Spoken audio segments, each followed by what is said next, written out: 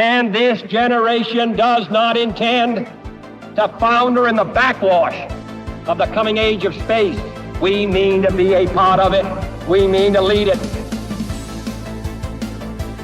He said because it is there. Well, space is there.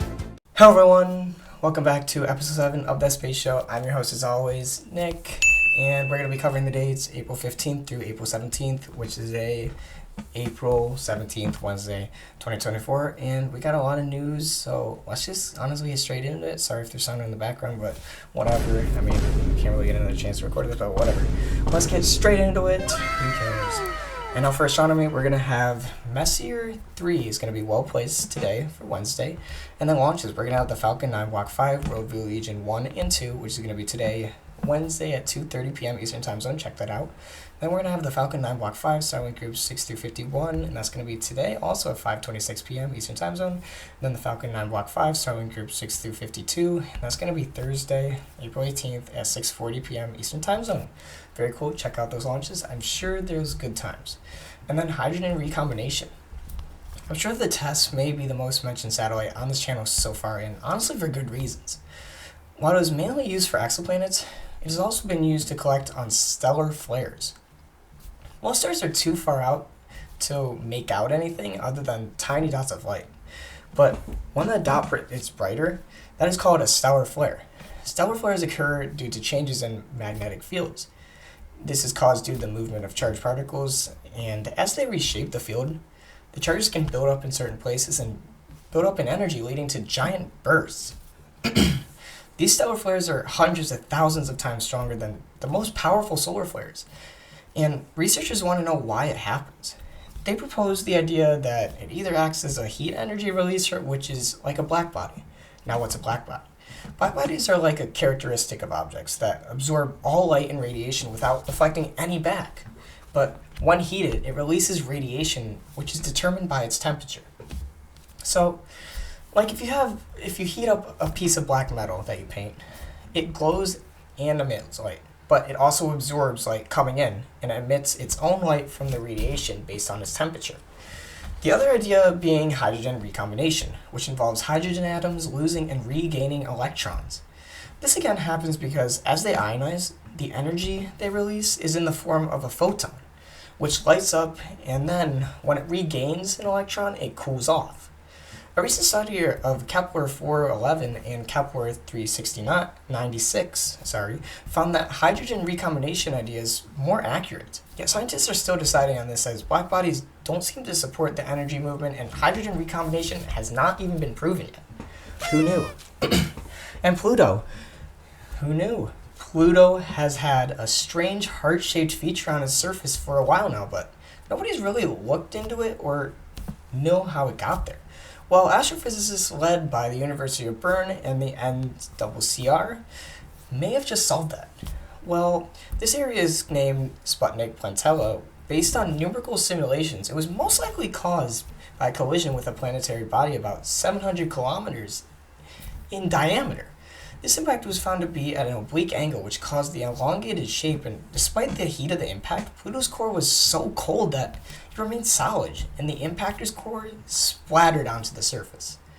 This challenges theories about Pluto's internal structure, as instead of a subsurface ocean causing the migration of Sputnik Plantella, it was rather that the splatter explains its position now. Very cool, I didn't know that either. And radio halos. Astronomers have found a new radio halo in a group of galaxies called ACTCL-J0329.2-2330. These halos are big areas where radio waves spread out in the middle of a massive galaxy cluster. Not much is known about how these happen, which could be related to the cluster's hot gas and high energy particles, but scientists are still researching. Using the telescope Meerkat, they were able to spot it even though it was tough to find. They basically saw a big blob of radio waves coming from the middle of a group of galaxies. The halo looks smooth and matches heat coming from the gas of the group. This one is actually the first of the way they've discovered based on redshift, which again, the further away the object is, the more red it will appear due to being at the end of the wavelength. Due to it being as bright as others nearby, it suggests something special is going on. Also, there were changes observed in radio waves which suggest the halos do have a swirling motion occurring. Very, very cool. And you know what day it was pretty much? Tax day. Well, tax day just happened, and just like us, astronauts have to pay taxes even in space. Usually astronauts file taxes before they leave Earth, or they have someone do it for them. Of course, international astronauts pay their own country taxes accordingly, but funny enough, a story comes from this. In 1970, Jack Swigert, who was on the Apollo 13 mission, realized he forgot to file his taxes before going to the moon. He joked about it with Mission Control, and he ended up getting Nixon to give him an extension, which he should have. And who knew that this situation was actually depicted in the Apollo 13 movie? Very cool addition to that movie. And black holes again. Black holes of our course. Mysterious regions in space formed when giant stars collapse. Supermassive black holes weigh about 1 million or billion times more than our sun. These supermassive black holes were most likely formed from the merging of two smaller black holes. Scientists are curious how these mergers can even occur. Amrit Bhattacharya, a physicist, suggested that the limited characteristics which make it hard to know how they formed. The collapsing star theory for supermassive black holes falls short to really account for the size of these things. But the observation of G-waves, which again are ripples in space-time fabric caused by the movement of heavy objects, provide clues that these black holes have to be the result of mergers. This suggests that they are in a long evolutionary process of repeated mergers. While not much is known about this, the scientists are still working hard to figure it out, to learn the mystery behind these supermassive black holes. And drone. Venus Aerospace has recently completed the first test flight of its drone equipped with a new rotating detonation rocket engine, RDRE, which propels the drone very close to the speed of sound. They lifted the drone 12,000 feet in the air, and it reached speeds of 680 miles per hour over a distance of 10 miles. This was about 81 miles per hour from the speed of sound. And unlike normal rocket engines, the RDRE works by creating a rotating detonation wave within a ring-shaped chamber using hydrogen peroxide as fuel. This is 15% more efficient, and it could be faster than rockets like the Mach 9. The company plans to get this puppy to hypersonic speeds, which is 5 times faster than the speed of sound. Let's get ready to check this out. Very cool. And on Monday, NASA announced the plans for its Mars sample return. Yet, cost issues and delays have caused an issue, as the original plan was estimated at $11 billion.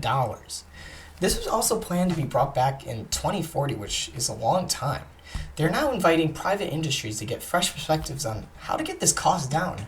NASA realizes these samples from Perseverance, the rover, are important, so they want to get these back as cost-effective and quick as possible. So, that's a lot of money. 11 billion? Jeez. And dark matter. Dark matter always remains a big mystery, especially when considering how its particles interact with each other. Some theories state dark matter only interacts gravitationally, while others say they can collide together, clump, and decay into detectable particles. A recent study explores how neutron stars, which are neutron-packed dense objects, might interact with this dark matter. This study done investigates how much dark matter a neutron star could capture and how dark matter particles affect the temperature. Now, in the models used, it was found that the neutron star could capture dark matter.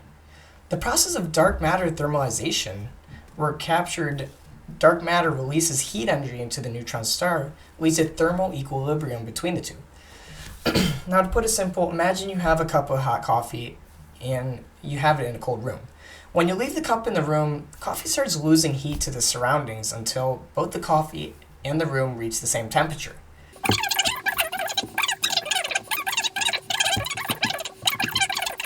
This is called thermal equilibrium. This shows how dark matter can interact with a neutron star's temperature. That was very cool. I did not know that could happen. And we need more dark matter, right? Stellar streams, which we talked about last episode, are like rivers of stars surrounding the Milky Way, and they might actually help us understand dark matter. Dark matter, again, makes up 27% of the universe, even though we cannot see it. We believe it directly interacts with the stellar streams. The Vera C. Rubin Observatory, equipped with a powerful camera, will soon start a 10-year survey of the southern sky. They will study the dark matter's gravitational effects on the streams, which leave marks like gaps or kinks in the stream. By studying these, scientists hope to uncover what dark matter is made of. This imagery will be so detailed that it will be able to find these low-mass dark matter clumps directly. They will be looking to find these streams by looking for stars with similar properties, as stellar streams again are just trails of stars that were a part of a single cluster, but stretched out due to gravity. This is a process to find them, but I have no doubt that the imagery camera can do it. I mean, have you seen how detailed it is? Hopefully I can find some images out there. And then again, dark matter and energy, part 3. In a new study, a team of NASA researchers are planning a new mission to look for evidence of new physics in our solar system. This team suggested deploying a spacecraft in a tetrahedral formation equipped with interferometers to check if the things in our solar system behave differently than what we expected to according to the general relativity theory. Gravitational lensing, of course, a concept from Einstein's theory about how due to bigger objects bending the light making other objects look bigger, has been studied for a long time, but recent findings about how galaxies spin and the universe expands lead to new ideas about gravity. They suggest sending a spacecraft in a special shape to measure the sun's gravity very precisely. They want to see if there's any differences from what we expect based on Einstein's theory, which we can't do very well right now, and their plan involves using these special tools, as I mentioned, the interferometers, which are like lasers in atoms, to measure things like distances and gravity with super accuracy. By arranging the spacecraft in that shape, they can compare measurements better and catch any small differences from what we predict. This mission aims to test Einstein's theory and other ideas about gravity way more accurately than before. It helps us find gravitational waves in a range we haven't explored much and learn much more about our solar system, including a possible 9th planet. Who knew? And dark matter and dark energy work into that, as it could cause some differences in the G lensing. Who knew that? And Saturn's moons. Scientists think that Saturn's moon Mimas might have an underground ocean that formed when its icy shell melted and thinned. This was because Mima's orbit shape changed and became less eccentric. This study shows that even though Mima's orbit is becoming less eccentric now, tidal heating, which is caused by the changing orbit because of stretching, is still melting the icy shell, making it thinner. However, the ocean underneath must be relatively young, maybe just a few million years old in geological terms. They figured this out by looking at Mima's features, like its craters. Craters on ocean worlds usually get erased over time because the surface gets resurfaced. But one big crater on Mima, called Herschel, is still there, which suggests the icy shell was thicker when the craters formed. By studying craters, the estimated thickness of Mima's icy shell and depth of the ocean could be beneath it. And Winchcombe Meteorite. The Winchcombe Meteorite, which landed in a sheep field in 2021, has undergone nanoanalysis, which has revealed its journey in space. This in-depth analysis unveiled the meteorite's history from its icy rock origins to its transformation into mud balls, which repeatedly broken apart and reassembled in space. The Windshell Meteorite belongs to a rare group called CM carbonase chondrites, butchered that, formed in the early solar system and altered by water. These meteorites are rich in carbon and contain a variety of minerals and organic compounds.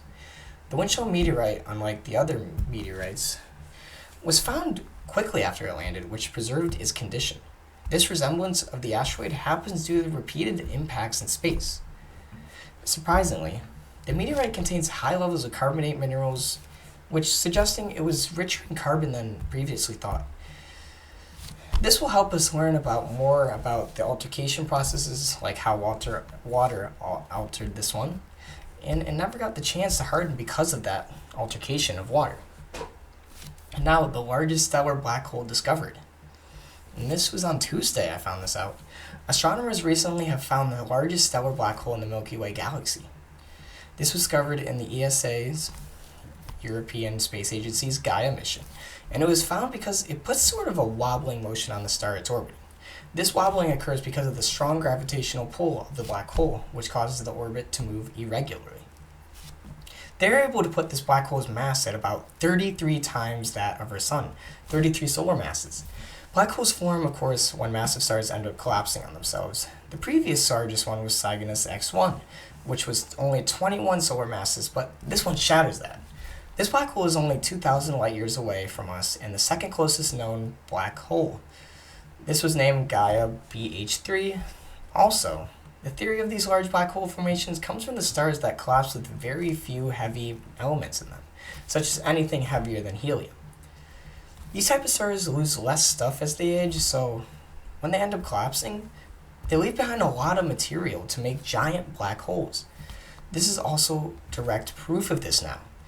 Also, this star collapsed when it was in a pair, so the other pair has very similar characteristics, which will teach them a lot about the original star's composition, because pairs are basically clones.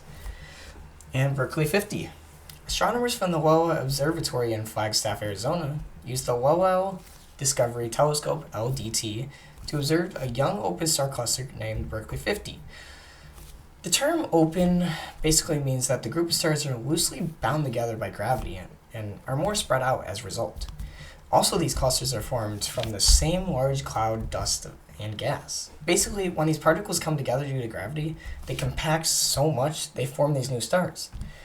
They use spectroscopy, which is the measuring of composition by using color identifiers, on the 17th brightest stars. Then, after doing that, they were able to match 64 stars to this cluster. This is a young cluster, which will teach us more about how young stellar evolution works. And that was a very cool discovery. And potassium. Now, everyone has agreed upon that elements seem to have formed from nuclear reactions in stars, but what processes are responsible for each element? I mean, how many of them are on the table already? Recently at NC State, researchers focused on potassium destruction, which is the process in which potassium is depleted in a stellar environment. This occurs when high temperatures form potassium into other elements. They focus on the globular cluster NGC 2419, which means globular means it's tight-knit. They noticed that there was interesting patterns in the amount of different elements in each star. They found stars with more sodium, and in result, they have less oxygen and vice versa, inverse relationship. This was called sodium-oxygen anticorrelation, which means one, of course, increases, causes the others decrease. Then in 2012, they found the magnesium and potassium correlation in NGC 2419. They found this in young red giants, which are near the end of their life cycle. They noticed that the levels of magnesium and potassium didn't match up as expected. It seems like potassium was disappearing faster than it should. One idea was that potassium from older stars in the group might be mixing in somehow. So, to investigate, scientists did an experiment in a lab to see how fast potassium could be destroyed under certain conditions. They found out that potassium can actually be destroyed at lower temperatures than they previously thought, and much faster too. 13 times faster, in fact. This is a big find in how elements are made in stars and how they really interact with each other. And who remembers a little bit about gamma ray bursts? Well, this is just gamma rays. A supernova named SN 2023 IXF, which happened in the Messier 101, had something strange happen. Despite the expectations that a gamma ray light would occur associated with the cosmic rays, nothing had been detected. Cosmic rays are basically high energy particles that are either protons, electrons, and more. They collide with the Earth's atmosphere every single day. Then, of course, gamma rays are a form of electromagnetic radiation, which is like X-rays, but with even higher energy and shorter wavelengths. These are actually photons. Basically, when an event happens, particles without electrons are shot out at high speeds in the form of cosmic rays. They can either collide, annihilate each other, or just by the sheer speed, cause the release of light. While there is a certain limit to what considered gamma ray, they are easy to spot. There are many other ways gamma rays are made, but let's stick with the cosmic rays for now. But the absence of gamma rays challenges previous estimates of how much energy supernovae convert into cosmic rays. Researchers have previously thought that about 10% of a supernovae's total energy would be converted into cosmic ray acceleration.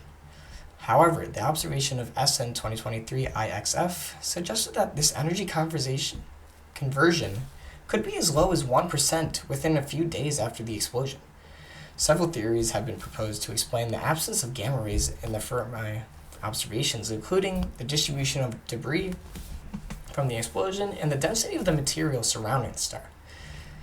They used to believe that the supernovae were major contributors to cosmic ray production, and the lack of gamma ray emission shows uncertainty with that. And who remembers the second episode, I believe, with quasars? Now, a new quasar has been discovered named SDSS J114816.64 plus 525150.3, long name, which is located at the very edge of the universe and dates back to less than 1 billion years after the Big Bang. If you remember, of course, from our second video, quasars occur when gas and dust is pulled in. The acceleration and angle forces and centripetal forces align so perfectly that they're not directly consumed by the black hole, rather in the form of a disk around it. This causes fast acceleration and heats up the gas and dust that gives off a very bright light. And then that matter is ejected out into space by its jets, which are along the poles of the black hole's magnetic field, in which the magnetic field lines end up twisted due to so many different factors. This allows for the magnetic reconnection and a rearrangement of the lines, but in doing that, it releases energy which accelerates the particles, like the gas and the dust, in the formation of these new narrow magnetic field areas, called again the jets. This black hole that the quasar is in over 3 billion solar masses. This is the furthest out quasar we have been able to make out in visible light as well. This offers a lot into the formation of quasars in the black hole, considering that they're still in the wavelength of visible redshifted light, which the other ones we've discovered haven't been, which is very cool discovery. And then purple, there was a study that occurred at the Carl Sagan, which discovered how similar to the Earth's green pigments in planets, there could be planets out there that are dominated by purple bacteria that use infrared radiation for photosynthesis. These also leave a light fingerprint, which by searching for these, they can easily be traced. And again, these bacteria do not produce oxygen either and come in many different colors.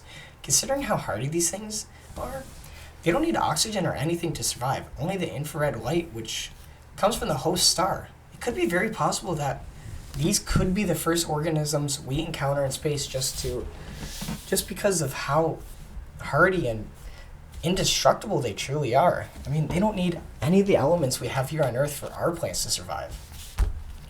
And I know, longest episode so far, I think, but that's all for today. I'll be back on Friday, of course, and then for the weekend, I'd like to thank everyone for watching. If you made it this far, hit the like button, leave a comment, just say hi or anything, I'd appreciate it. Or just, if you have a question, I'll be down to look further into it. But without further ado, guys, remember, be bold, be original, be invincible.